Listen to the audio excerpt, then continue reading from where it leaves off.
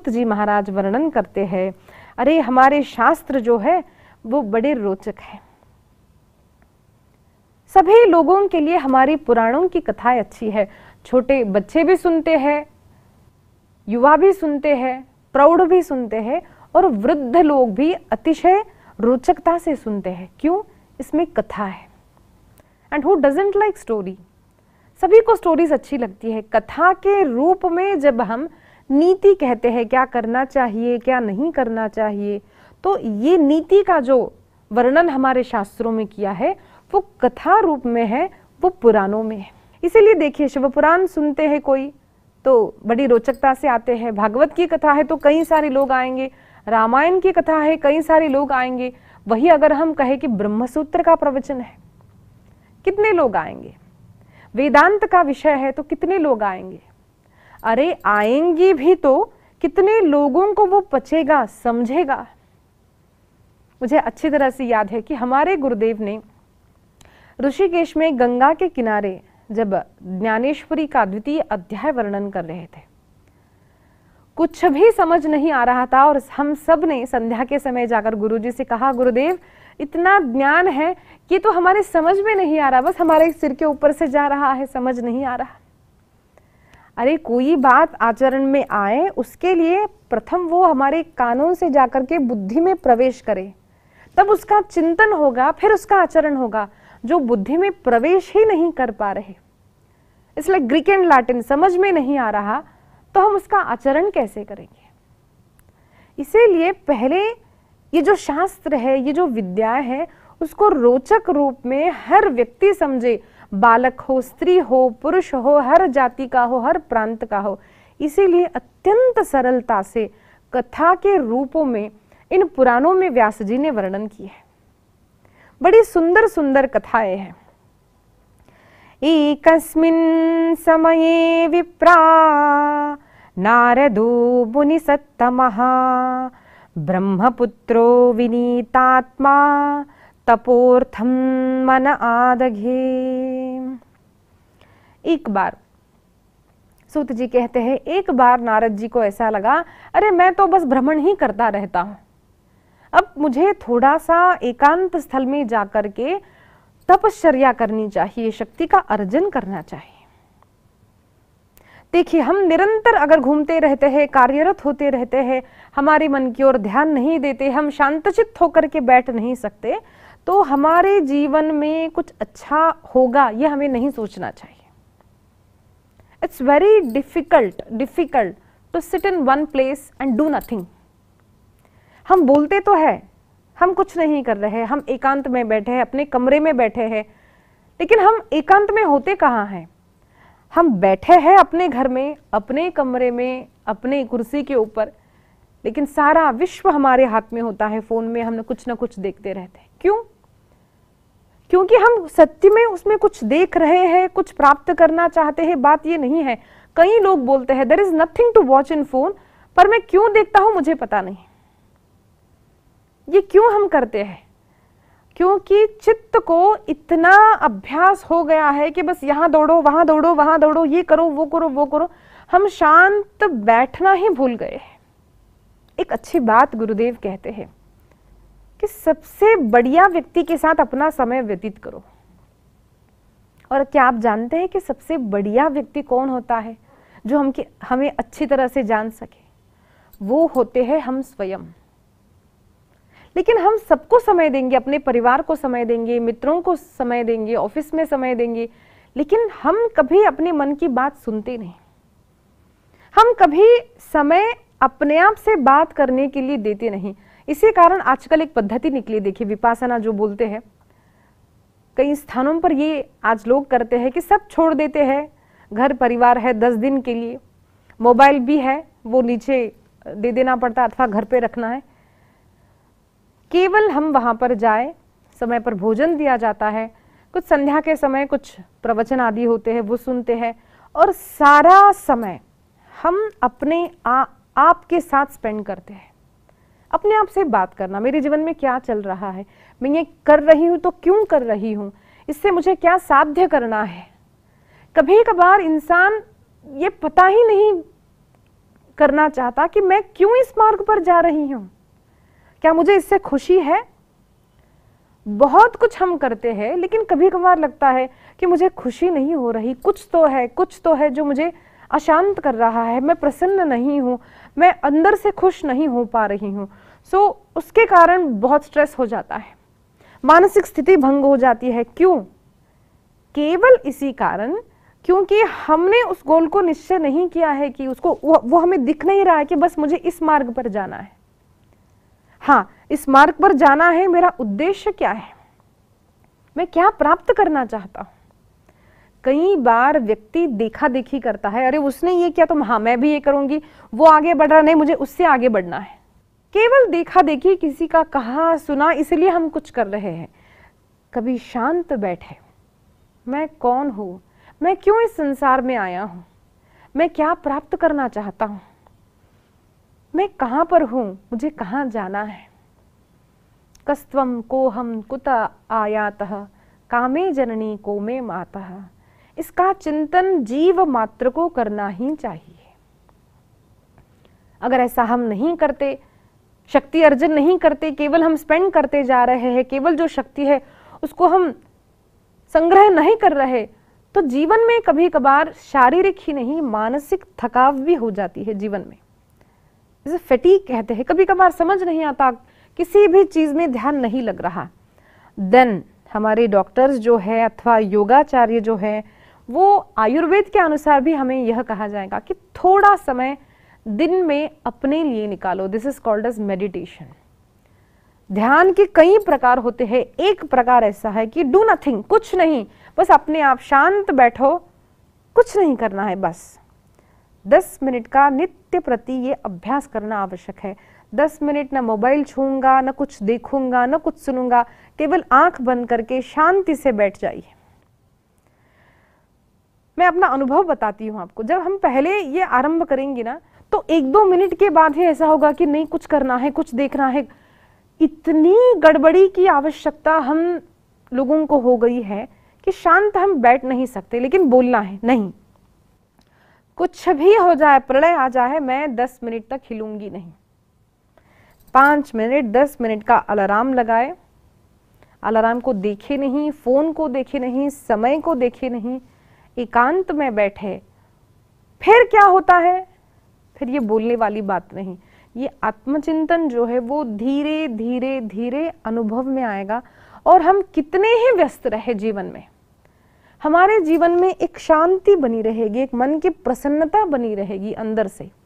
फिर धीरे धीरे आपको कोई बोलेगा नहीं, अपने आप ही वो समय 5 से 10 मिनट, 10 मिनट बहुत होते हैं, बहुत, 1 मिनट के 60 सेकेंड्स तो काउंट कीजिए, फिर 10 मिनट का 15, आधा घंटा, 1 घंटे का जब हमें अभ्यास हो जाता है कि मैं कुछ भी किए बिना बैठ सकता हूं, तो उसकी जो अनुभूति है वो केवल अनुभव करने योग्य है, वो वक्तव्य करने योग्य नहीं है, जिसे मैं कहूंगी अपने शब्दों में शांति का अनुभव।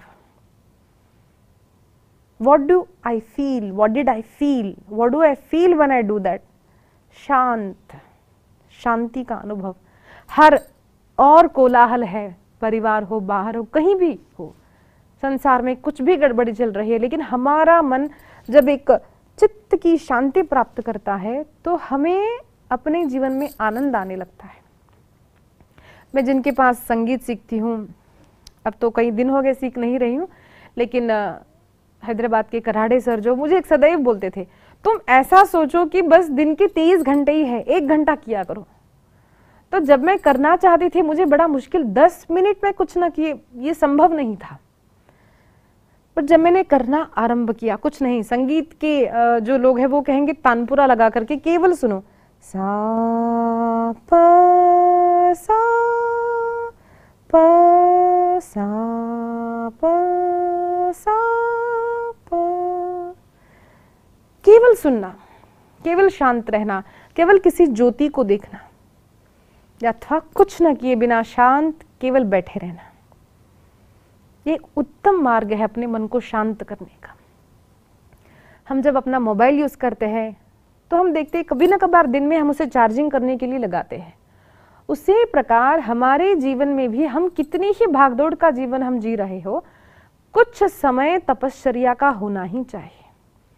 जो शक्ति मुझ में है, जो मुझे भगवान ने दी है, जो प्रकृति से मिली है, उस शक्ति को मैं, अगर हम दूसरा एक उदाहरण लें कि धन है, कुछ 10,000 रुपए है, कुछ लाख रुपए, 10 लाख रुपए, अगर हम नित्य प्रति उसको खर्चा ही करते जा रहे हैं, कुछ जमा पूंजी नहीं हो रही, तो मुझे बताइए कितने दिन वो चलेगी। कुछ भी हो अमाउंट, ज्यादा हो, बड़ा हो, कम हो, केवल खर्चा हो रहा है तो वो कभी ना कभी पूरा खत्म हो जाएगा। इसीलिए जमा भी करना है, फिर जब हम खर्चा करते हैं तो वो बैलेंस बना रहेगा।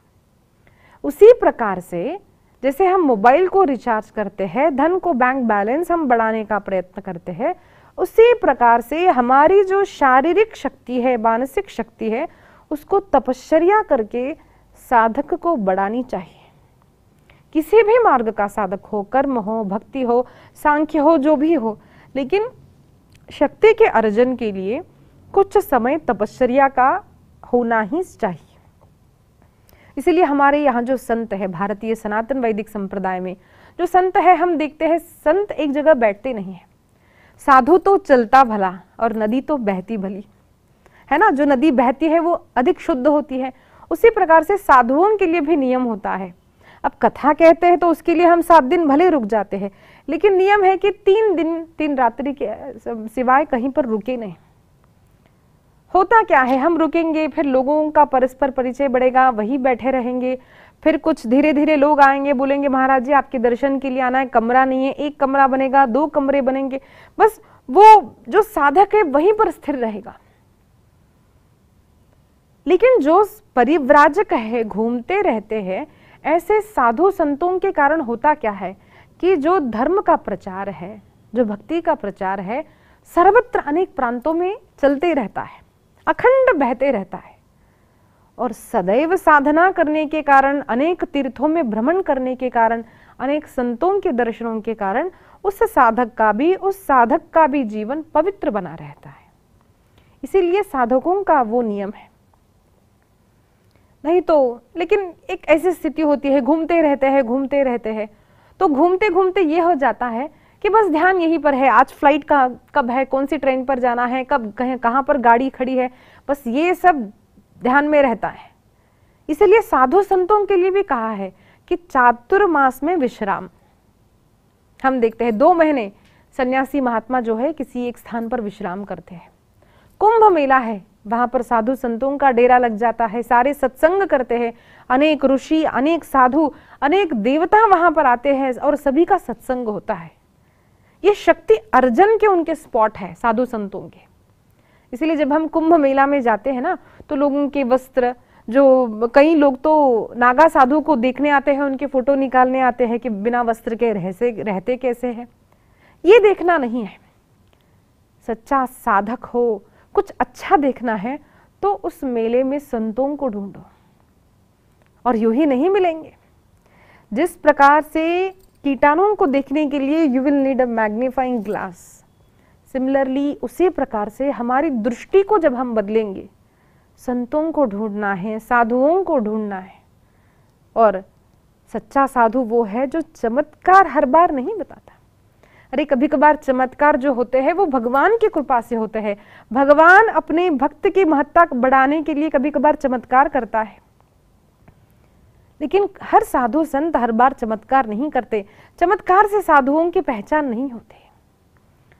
संत श्री डोंगरे जी महाराज सदैव कहते हैं, संत बनो तो संत समझ में आएंगे। उस मार्ग पर जब हम चलते हैं, भक्ति के मार्ग पर, तो हमें समझ आता है कि भक्त कौन है, अभक्त कौन है। ये शरीर के चिन्हों से, आयु से, स्त्री है या पुरुष, इससे भक्त का परिचय नहीं होता। भक्त को पहचानने के लिए हमारे अंतरंग में भक्ति का होना आवश्यक है। उस मेले में संतों को ढूंढो और सत्संग करो। चातुर्मास है, अनेक साधु संत किसी क्षेत्र में जाकर, किसी तीर्थ में जाकर चातुर्मास करते हैं, अधिक तपश्चर्या करते हैं और अपनी शक्ति को बढ़ाते हैं। उसी प्रकार से नारद जी महाराज को भी लगा कि मुझे भी कुछ शक्ति अर्जन करने के लिए तपश्चर्या करनी चाहिए, और इस प्रकार घूमते घूमते हिमालय आए। कई लोगों को लगता है कि हिमालय में तीर्थ है, देखिए हिमालय में तीर्थ नहीं है, गुरुदेव कहते हैं हिमालय ही तीर्थ है। और अनेक स्थानों को देखा और एक स्थान पर आए और नारद जी को वहां पर परम शांति का अनुभव हुआ। वहां पर बैठ गए, हाथ पैर सब प्रक्षालन कर दिए, एक स्थान पर बैठ गए और भगवान का चिंतन करने लगे। हेमशैल गुहा काची दीका परम शोभना यत्समीपे सुरनदीं सदा वहति वेगतः। वहां पर सुर नदी बह रही थी, सुंदर प्रांत था, अत्यंत सुंदर शांत रम्य प्रांत देखा। और हिमालय में एक सुंदर स्थान पर शुचौ देशे प्रतिष्ठाप्य स्थिरमासनम् आत्मनः, शुचिर्भूत हुए और एक स्थान पर अपना आसन लगाया और अपने मन को शांत किया। भगवत गीता में आता है कि योग करना हो तो पहले आसन सिद्धि करनी होती है। लोग तो पहले ही कहते हैं कि हमें ध्यान लगा दीजिए, हमारी साधना, हमें समाधि लगा दीजिए। देखिए योग के जो है अथवा कोई भी विद्या हमें जीवन में प्राप्त करनी हो, इट इज नॉट लीनियर। हम गए, बच्चा पैदा हुआ और वो दूसरे दिन पीजी हो गया, ये नहीं होता। उसे नर्सरी से स्टार्ट करना पड़ता है, किंडरगार्टन से स्टार्ट करना पड़ता है, पहली दूसरी से आता है, अ आ इ ई सीखेगा, फिर शब्द रचना सीखेगा, वाक्य रचना सीखेगा, फिर ज्ञान प्राप्त होगा। ये जिस प्रकार से चलता है उसी प्रकार से योग में भी प्रथम समाधि नहीं है, प्रथम ध्यान नहीं है, वो तो सबसे ऊपर की सीढ़ी है। पहली सीढ़ी होती है आसन। अरे जो 2 मिनट 5 मिनट आधा घंटा एक स्थान पर बिना हिले बैठ नहीं सकता, वो योग नहीं कर सकता। और योग यानी सूर्य नमस्कार प्राणायाम आसन नहीं है। योग चित्तवृत्ति निरोधकः, चित्तवृत्तियों का निरोध करना है। जो मन है वो कहेगा अरे उठो तुम यहां से, कितनी देर बैठे हो, चल बिचल होता रहेगा।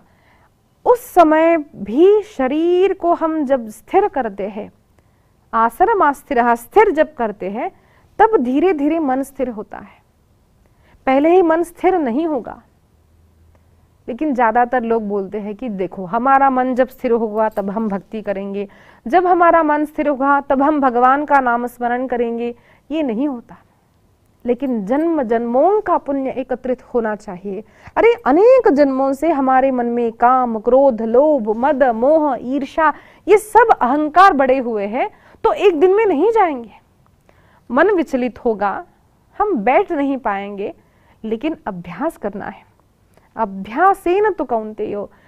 अर्जुन ने प्रश्न किया है प्रभु, जब 6ठे अध्याय में भगवान ने कहा अरे अपने आसन को स्थिर करो, तब अर्जुन ने कहा चंचलम हि मनः कृष्ण प्रमाथि बलवद्रुढ़। अरे भगवान ये तो बड़ा कठिन लगता है, मन तो कितना चंचल है। मुझे बताइए मन का वेग कितना होता है। मैंने सोचा कि अमेरिका, तो एक क्षण भी नहीं मेरा मन अमेरिका चला गया। मैंने सोचा कि मेरा घर, और एक क्षण में मेरा मन मेरे घर पर चला गया। क्षण भी नहीं लगता, अर्ध क्षण भी नहीं लगता। इतना जो मन का वेग है, मन में काम, क्रोध, लोभ, ईर्ष्या सब भरे हुए हैं, एक दिन में नहीं कम होंगे। हमें कभी कभार लगता है कि जब हम साधना करते हैं, कुछ दिन जप हो रहा है, साधना हो रही है, तो कभी कभार साधक को लगता है हाँ अब तो मेरा मन कितना शांत हो गया है। अरे मेरे मन में तो कोई काम नहीं है, मेरे मन में ईर्ष्या नहीं है, द्वेष नहीं है। ऐसा कदाचित लगे, लेकिन संत कहते हैं नेवर ट्रस्ट योर माइंड, कभी भी अपने मन का विश्वास नहीं करना चाहिए। इसलिए साधु संत कभी नहीं कहते कि हाँ मैंने अपने मन को जीत लिया। अंतिम क्षण तक भी मन पर सदैव नजर बनाए रखो, कब मन धोखा देगा पता नहीं है। निरंतर साधना, इसीलिए हमारे यहां पर कहते हैं सावधान। सावधान होकर के कथा सुनो, सावधान होकर के कथा करो। हम सावधान कहां शब्द उपयोग करते हैं? Be careful, alert. देखो एक्सीडेंट प्रोन एरिया है, यहां पर एक्सीडेंट हो सकता है, गिर सकते हो। लेकिन साधना करते समय क्या हो सकता है? हाँ, साधना करते समय भी हमारा मन फिसल सकता है। जन्म जन्मों की जो पाप है, वासनाएं हैं, वो एक क्षण में नहीं जाएगी। इसीलिए निरंतर साधना, प्रतिदिन साधना, नित्य साधना करना आवश्यक है। और आरंभ होता है आसन से। प्रथम एक स्थान पर हम बैठे तो सही।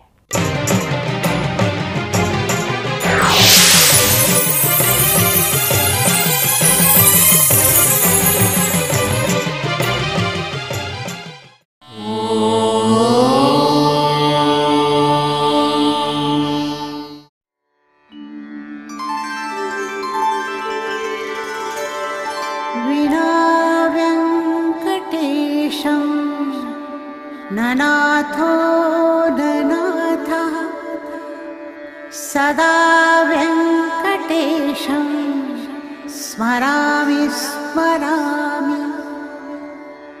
हरे वेङ्कटेश प्रसीद प्रसीद। प्रियं वेङ्कटेश प्रयच्छ प्रयच्छ।